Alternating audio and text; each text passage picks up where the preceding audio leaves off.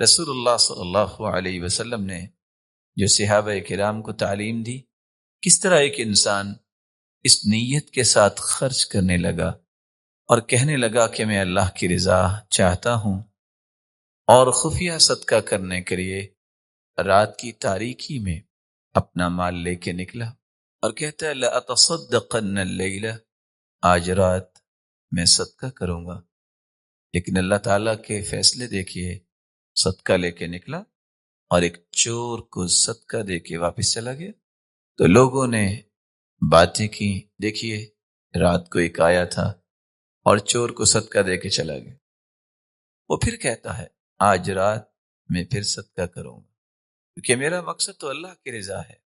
رات کے اندھیرے میں میں تو پہچان نہیں سکا کہ چور ہے یا کوئی اور ہے۔ دوسرے دن وہ صدقہ لے کے نکلا اور اس نے ایک بدکار عورت کو صدقہ دیا اور واپس چلا گیا۔ لوگوں نے پھر باتیں کی کہ دیکھو رات کو کس کے ہاتھ پہ صدقہ کیا۔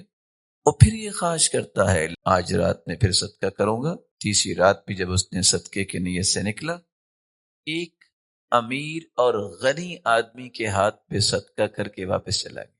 لوگوں نے پھر باتیں کی، اس کا ایک ہی سوال تھا، اللہ تیری ہی تعریف، میں نے تو تیری رضا کے لیے صدقہ کیا، تو نے چور کو دلا دیا، زانیہ کو دلا دیا، غنی کو دلا دیا۔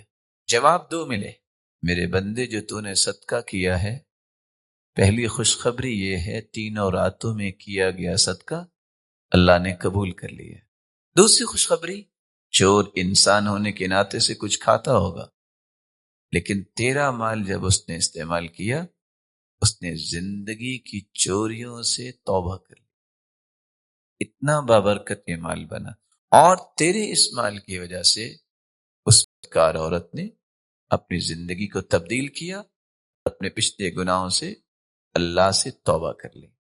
یہ تھا تو غنی، لیکن مال سے پہلے بخیل بھی تھا۔ اب اس مال کو استعمال کیا تو اس کو بھی اللہ تعالیٰ نے خرچ کرنے کی توفیق سے نواز دی۔